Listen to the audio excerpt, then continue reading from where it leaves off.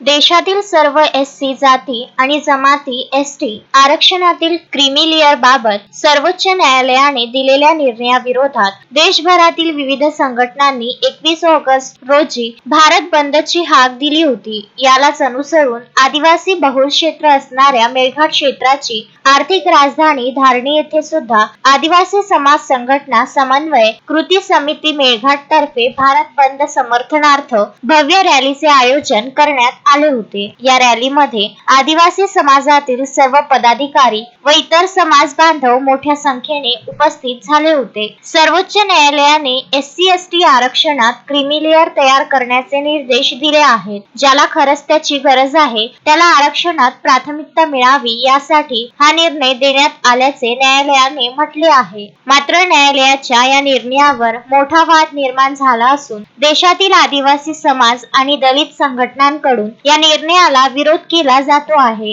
हा एक प्रकारे आरक्षण संपवण्याचा प्रयत्न असल्याचा आरोप या प्रसंगी मोर्चामध्ये उपस्थित आदिवासी नेत्यांनी केला आहे. मोर्चा दरम्यान उपस्थित आदिवासी नेत्यांनी सुद्धा आरक्षण आमच्या हक्काचा नाही कुणाच्या बापाचा असा नारा देत आपल्या मागण्या पूर्ण करण्याबाबत धारणी उपविभागीय अधिकारी यांच्या मार्फत भारत सरकारला निवेदन सादर करण्यात आले आहे. मोर्चामध्ये मेळघाटचे आमदार राजकुमार पटेल, धारणी कृषी उत्पन्न बाजार समितीचे सभापती रोहित पटेल, डॉक्टर रवी पटेल, राम गोपाल मावस्कर, मन्ना दारशिंबे, हिरालाल मावस्कर, दिलीप जावरकर, तोताराम पटेल, राजेंद्र पटेल, राजू पटोरकर, कैलास पटेल, वंदना जावरकर, अशोक केदार सह हजारो आदिवासी समाज बांधव मोठ्या संख्येने उपस्थित होते. धारणीचे पोलीस निरीक्षक अशोक जाधव यांच्या मार्गदर्शन आणि नेतृत्वाखाली पोलीस विभागाकडून चोख बंदोबस्त लावण्यात आला होता.